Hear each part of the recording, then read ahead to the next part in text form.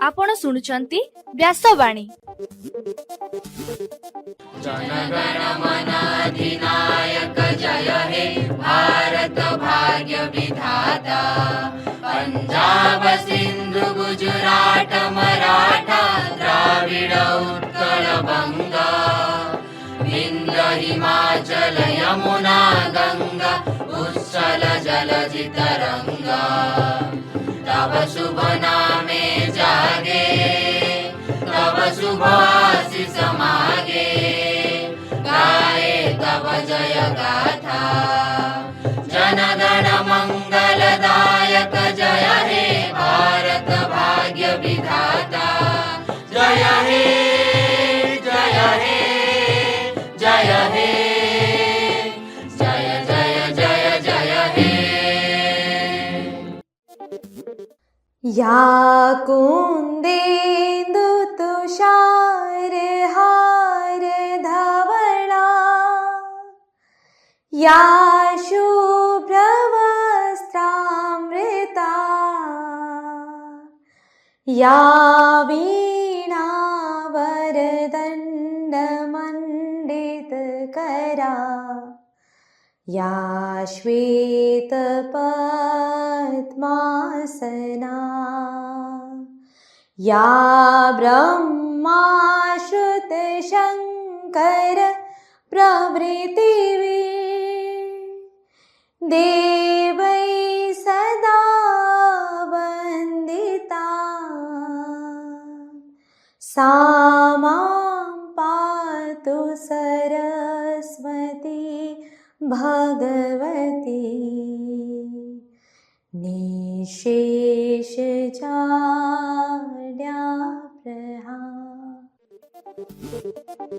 नमस्कार व्यासवाणीर खबर सहित मु पुष्पिता। प्रथमे मुख्य खबर। चलित वर्ष युक्त 3 स्नातक श्रेणीर नाम लेखाइबा पई प्रथम मेधा तालिका प्रकाशित। स्वच्छ परिवेश पई ओडिशार 10टी विद्यालय को जातीय मान्यता प्रदान। देवगढ़ जिलार विभिन्न स्थान में वज्रपात घटी 3 जनक मृत्यु। राज्य में प्राकृतिक विपर्यय मुकाबिला पई 911टी आश्रयस्थली मरामती कराजिबो निष्पत्ति नेले सरकार। पुरी रथयात्रा पई आज द्वितीय समन्वय कमिटी बैठक अनुष्ठित हेबो। लखनऊर एक घरोई कोचिंग सेंटर में अग्निकांड घटी 15 जनक मृत्यु। ब्रिटेन प्रधानमंत्री केयर स्टारमर निज पदवी इस्तीफा देले एवं राज्यर विभिन्न स्थान में मेघुआ पाग सांगकु हालुका वर्षा होइथिबा नै पाणीपाग विभागर सूचना। एबे संपूर्ण खबर। चलित शिक्षा वर्ष रे स्नातक बा यूजी श्रेणीर नाम लेखाइबा पई गतकाली राज्य सरकार पक्षरु प्रथम मेधा तालिका प्रकाश पाइछे।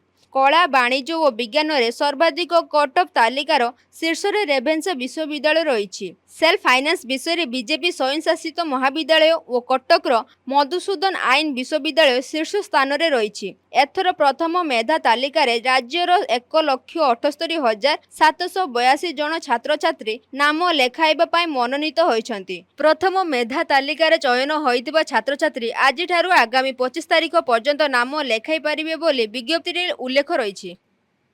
स्वच्छ और सुरक्षित विद्यालय परिवेश सृष्टि क्षेत्र में उल्लेखनीय अवदान पाई राज्यर 10टी विद्यालय को जातीय मान्यता प्रदान करा जायछि।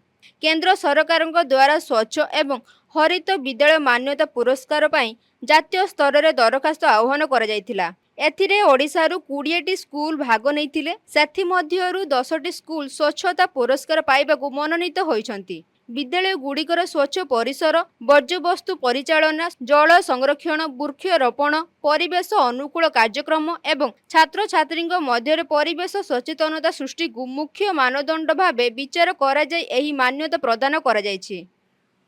देवगढ़ जिलार विभिन्न स्थान में गतकाली वज्रपात घटी 3 जनक मृत्यु होइथिबा सूचना मिली। घटनार प्रकाश बसालोई पंचायतर 6 जन युवक 3टी बाइक रे रेंगाली डैम मध्य थिबा एक शिव मंदिर दर्शन सारी फेरुथिले। एही समय वज्रपात होइथिला। 2 युवक घटनास्थल रे प्राण हराइथिले एवं परे अन्य जनकर मृत्यु होइथिला। मृतकଙ୍କ परिवार को सरकारी सहायता जगाई देबा पई पदक्षेप निया जाउथिबा जणा पड़िछि।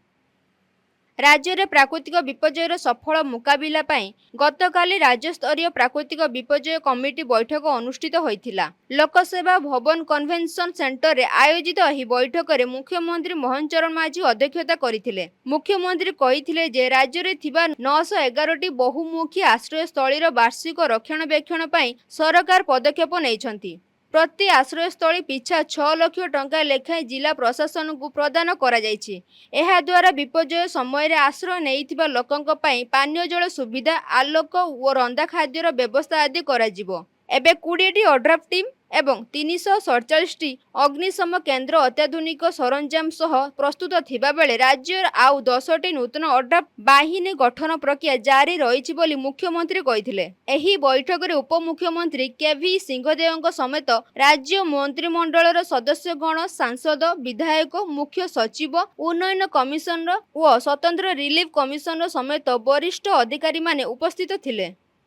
ଚଳିତ ବର୍ଷ ପୁରୀ ରଥଯାତ୍ରାକୁ ଶୃଙ୍ଖଳିତ ଓ ସୁରକ୍ଷିତ କରିବା ଉଦ୍ଦେଶ୍ୟରେ ଆଜି ଦ୍ୱିତୀୟ ସମନ୍ୱୟ ବୈଠକ ଅନୁଷ୍ଠିତ ହେବ। ଏହି ବୈଠକରେ ଶ୍ରୀମନ୍ଦିରର ନୀତିକାନ୍ତି, ଭିଡ଼ ନିୟନ୍ତ୍ରଣ, ଶୃଙ୍ଖଳା ରକ୍ଷା ଏବଂ ଶ୍ରଦ୍ଧାଳୁଙ୍କ ନିମନ୍ତେ ମୌଳିକ ସୁବିଧା ପ୍ରଦାନ ସମ୍ପର୍କରେ ଆଲୋଚନା କରାଯିବ ବୋଲି ସୂଚନା ମିଳିଛି। ଏହି ବୈଠକରେ ଆଇନ ମନ୍ତ୍ରୀ ପୃଥ୍ୱୀରାଜ ହରିଚନ୍ଦନ ଅଧ୍ୟକ୍ଷତା କରିବେ ଏବଂ ଶ୍ରୀମନ୍ଦିର ପ୍ରଶାସନ ସମେତ ଅନ୍ୟାନ୍ୟ ଅଧିକାରୀମାନେ ଉପସ୍ଥିତ ରହିବେ।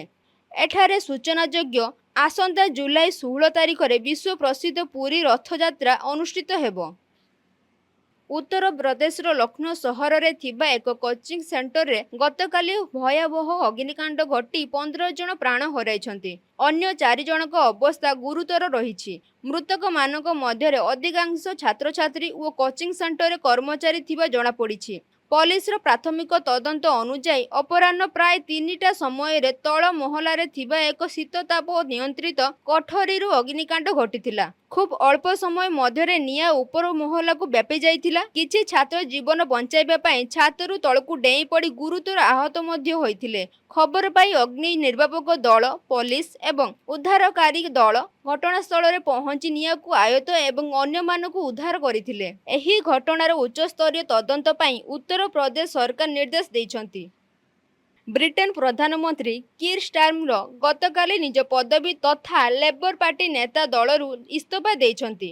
ନିଜ ଇସ୍ତଫା ସମ୍ପର୍କରେ ସେ ଦେଶବାସୀଙ୍କୁ ସମ୍ବୋଧନ କରି କହିଛନ୍ତି, ଆଗାମୀ ନିର୍ବାଚନରେ ନେତୃତ୍ୱ ପାଇଁ ସେ ଉପଯୁକ୍ତ ନୁହନ୍ତି। ଲେବର ପାର୍ଟିକୁ ବିଶାଳ ନିର୍ବାଚନୀ ବିଜୟ ଦେବାର ପ୍ରାୟ 2 ବର୍ଷ ପରେ ସେ ଏଭଳି ନିଷ୍ପତ୍ତି ନେଇଥିବା କହିଛନ୍ତି। ଦଳ ଭିତରେ ଅସନ୍ତୋଷ ଓ ସାଂସଦଙ୍କ ବିରୋଧ ଯୋଗୁଁ ପ୍ରଧାନମନ୍ତ୍ରୀ ପଦରୁ ଷ୍ଟାରମର ଇସ୍ତଫା ଦେଇଥିବା କେତେକ ଗଣମାଧ୍ୟମରେ ଖବର ପ୍ରକାଶ ପାଇଛି। ଏବେ ପାଣିପାଗ ଖବର। ରାଜ୍ୟକୁ ମୌସୁମୀ ବାୟୁ ପ୍ରବେଶ କରିବା ପରେ ଲୋକମାନେ ତାତି ଓ ଗୁଳୁଗୁଳିରୁ ଆଶ୍ୱସ୍ତି ଲାଭ କରିଛନ୍ତି। ଏବେ ପ୍ରାୟ ପ୍ରତିଦିନ ରାଜ୍ୟର ବିଭିନ୍ନ ସ୍ଥାନରେ ହାଲୁକାରୁ ମଧ୍ୟମ ଧରଣର ବର୍ଷା ଲାଗି ରହୁଛି ଏବଂ ମେଘୁଆ ପାଗ ଅନୁଭୂତ ହେଉଛି। ପାଣିପାଗ ବିଭାଗର ସୂଚନା ଅନୁସାରେ ଗତକାଲି ଭୁବନେଶ୍ୱର ଓ କଟକ ସହରରେ ଝିପିଝିପି ବର୍ଷା ଲାଗି ରହିଥିଲା। ଅନ୍ୟପକ୍ଷରେ ପାଣିପାଗରେ ସୁଧାର ଆସିଥିବାରୁ ରାଜ୍ୟର କିଛି ଅଞ୍ଚଳରେ ଚାଷ କାମ ଆରମ୍ଭ ହେବା ନେଇ ଆଶା ସଞ୍ଚାର ହୋଇଛି। ଚଳିତ ସପ୍ତାହରେ ରାଜ୍ୟର ବିଭିନ୍ନ ଜିଲ୍ଲାରେ ବର୍ଷା ଜାରି ରହିବ ବୋଲି ଆଞ୍ଚଳିକ ପାଣିପାଗ ବିଭାଗ ପକ୍ଷରୁ ପୂର୍ବାନୁମାନ କରାଯାଇଛି। ଏବେ ଆସନ୍ତୁ ଶୁଣିବା ଆଜିର ସ୍ୱାସ୍ଥ୍ୟବାଣୀ। ବଜ୍ରପାତ ବା ଘଡ଼ଘଡ଼ି ଏକ ପ୍ରାକୃତିକ ବିପର୍ଯ୍ୟୟ। ସାଧାରଣ ମାର୍ଚ୍ଚ ମାସରୁ ଜୁନ୍ ମାସ ମଧ୍ୟରେ ଅଧିକ ବିଜୁଳି ଓ ଘଡ଼ଘଡ଼ି ମାରେ। କେବଳ ସାବଧାନତା ଏବଂ ସଚେତନତା ଦ୍ୱାରା ବଜ୍ରପାତ ବିପତ୍ତିରୁ ନିଜକୁ ସୁରକ୍ଷିତ ରଖିପାରିବେ। ବଜ୍ରପାତ ଶବ୍ଦ ଶୁଣିବା ମାତ୍ରେ ଖୋଲା ସ୍ଥାନରୁ କୌଣସି ପକ୍କା ଘର ଭିତରକୁ ଚାଲି ଯାଆନ୍ତୁ। ଘର ଭିତରେ ଥିଲେ କବାଟ, ଝରକା ବନ୍ଦ କରିଦିଅନ୍ତୁ ଏବଂ କାନ୍ଥଠାରୁ ନିଜକୁ ଦୂରେଇ ରଖନ୍ତୁ। ପୋଖରୀ କିମ୍ବା ଜଳାଶୟ ନିକଟରେ ରୁହନ୍ତୁ ନାହିଁ। ପାଣି ଭିତରେ ଥିଲେ ଯଥାଶୀଘ୍ର ବାହାରକୁ ଆସନ୍ତୁ। ଗଛ ତଳେ ଆଦୌ ଆଶ୍ରୟ ନିଅନ୍ତୁ ନାହିଁ। ଖୋଲା ପଡ଼ିଆରେ ଛିଡ଼ା ହୋଇ ରୁହନ୍ତୁ ନାହିଁ। ବିଲରେ କାମ କରୁଥିଲେ ତୁରନ୍ତ ସେହି ସ୍ଥାନରୁ ଏକ ଶୁଖିଲା ସ୍ଥାନକୁ ଚାଲି ଯାଆନ୍ତୁ। ଅତି କମ୍ରେ ପାଣିରୁ ଉଠି ହିଡ଼ ଉପରକୁ ଉଠି ଆସନ୍ତୁ। ସାଇକେଲ କିମ୍ବା ମୋଟର ସାଇକେଲ ଚଲାଉଥିଲେ ନିରାପଦ ସ୍ଥାନରେ ଆଶ୍ରୟ ନିଅନ୍ତୁ।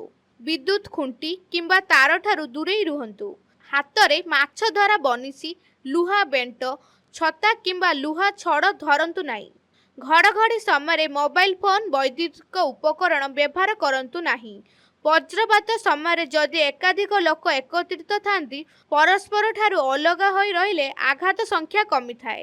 ବଜ୍ରପାତ ଠାରୁ ନିଜକୁ ସୁରକ୍ଷିତ ରଖିବା କୌଶଳ ସମ୍ପର୍କରେ ରେଡିଓ ବାର୍ତ୍ତା ଶୁଣନ୍ତୁ ଏବଂ ଟେଲିଭିଜନରେ ପ୍ରସାରିତ ସତର୍କତାମୂଳକ ପଦକ୍ଷେପ ସବୁ ଦେଖନ୍ତୁ। ବଜ୍ରପାତ ସମୟରେ ସତର୍କ ରୁହନ୍ତୁ, ନିଜର ମୂଲ୍ୟବାନ ଜୀବନ ବଞ୍ଚାନ୍ତୁ। ଆଜିର ଖବରକୁ ଏଇଠି ରଖୁଛୁ। ନମସ୍କାର।